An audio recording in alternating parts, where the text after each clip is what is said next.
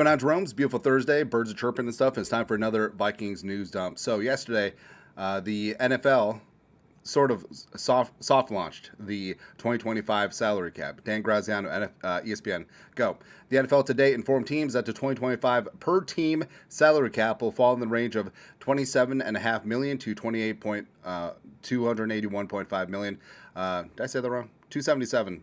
Yeah, probably said it wrong. 277.5 to 281.5 million, way up from last year's 255 million.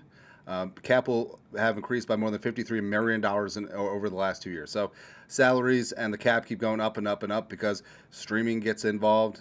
It wouldn't shock me if Apple TV eventually gets involved too, but Netflix, Amazon, everything, all the monies keeps going up and up and up for the National Football League. For the Vikings, they now have the number 7 amount of cap space at 63 million. What over the cap did is they just split the difference at 79.5. Now they'll announce the official cap here in a week. They're still having discussions with NFLPA like performance-based pay and stuff like that. So in the grand scheme of things, it doesn't really matter. The Vikings have a ton of cap space, and as we illustrated yesterday, the Vikings could still do simple restructures on Grenard, on O'Neal, on TJ Hawkinson, and they could free up to 30 million through those means. So they got a ton of cap to be able to spend on open free agency, ideally attacking those trenches, and we'll see. Someone who, I don't know, I don't see this happening, but you never know. Vikes fan page, Chris Carter on the Kay Adams show talking about the Vikings quarterback situation. Quote, I would franchise Sam Darnold and then let him and JJ have a competition come the fall.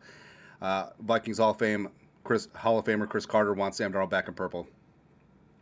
Now, on one hand, I understand where CC is coming from, because if you look at the quarterbacks that Chris Carter had with the Vikings, any semblance of stability, he's all up on. So CC's quarterbacks of the Vikings were Jim McMahon, Wade Wilson, not Deadpool, Sean Salisbury Steak, Rich Gannon, Warren Moon, the only Hall of Famer, Randall Cunningham, who was great for a year, Brad Johnson, Jeff George, and Dante Culpepper. Get your roll on. So not exactly a Hall of Fame list. So I understand where CC's coming from. If you find any form of life at quarterback, you just grab its haunches and you hang on for the long haul. So I understand where CC's coming from, but I just don't see it. I don't see the Vikings spending $41 million of their cap space this year on Sam Darnold. I just don't see that. But Chris Carter definitely knows receivers, and also on the Canham show, talking about Justin friggin' Jefferson.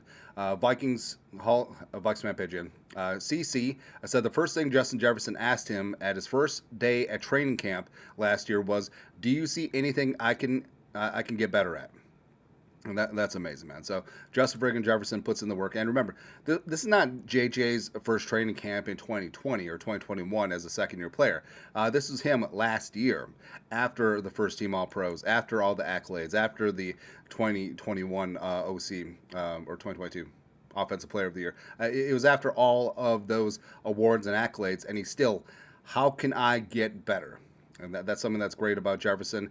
All he wants to do is win. All he wants to do is work. All he wants to do is be great. And that's infectious, man, because Jefferson's individual accomplishments, like there's a lot of players out there where they would act like they invented football. But Jefferson out there putting in that work, and that extends to the younger guys as well, because they see like, well, I'm a middle or bottom of the roster guy. I'm a rookie. And then you see a guy like Jefferson, who's the face of the franchise, the best receiver in the game, and he works. He stays before and after practice. He grinds film. He gets extra reps on the jugs machine, which would be a great name for a strip club. Oh, ooh. A strip club in Canton, Ohio, next to the Hall of Fame. I have all these ideas to make $1 billion, but we'll see. But yeah, Jefferson putting in that work, it's really great. Also, Purple Persuasion. In terms of what's going to happen with slinging Sammy Darnold, like I know that CC wanted to tag him, but he's going to get paid somewhere, man.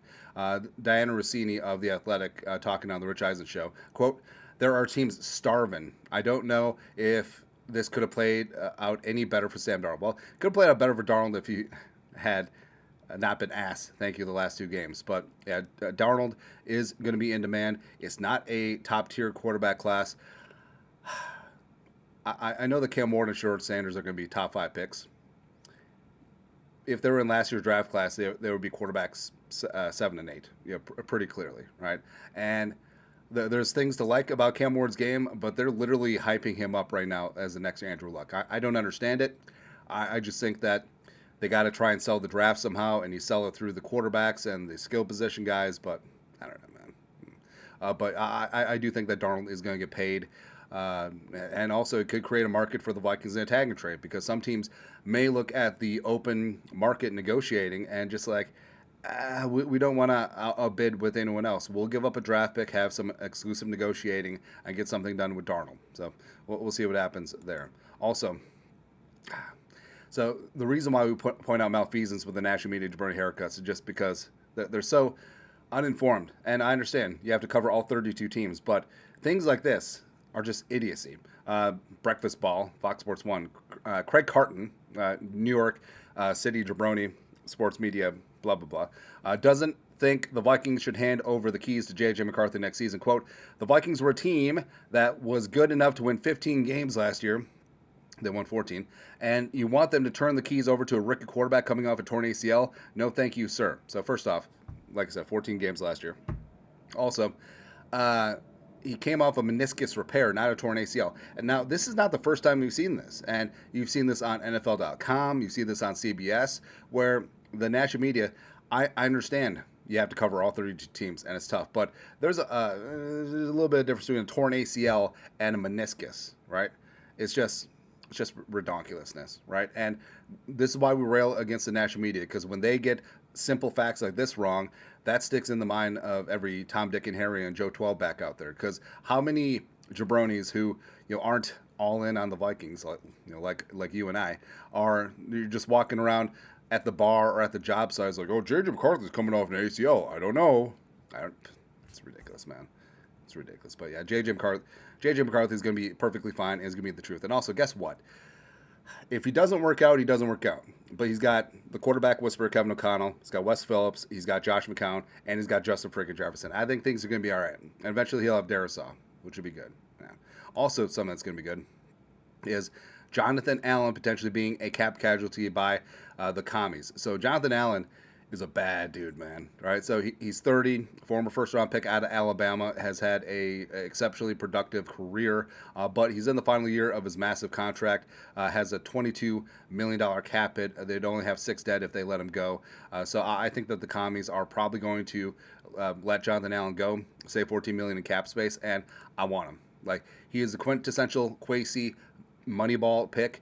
A little bit older, yes, but you can get him a little bit cheaper. Also, since he was cut, you won't count against your comp picks. And even though Allen had that torn pec last year, he returned late in the season and was still productive. And he still put up 3 sacks over the last 2 years, even though he hasn't been like the heights they had in 2022, he's still putting up a 9.5% pressure rate for a defensive tackle, and he gets after things. And he's got some great leadership as well, and he can still get out there and press the pocket. And that's exactly what the Vikings need. And I forgot who said it, but it was a great quote.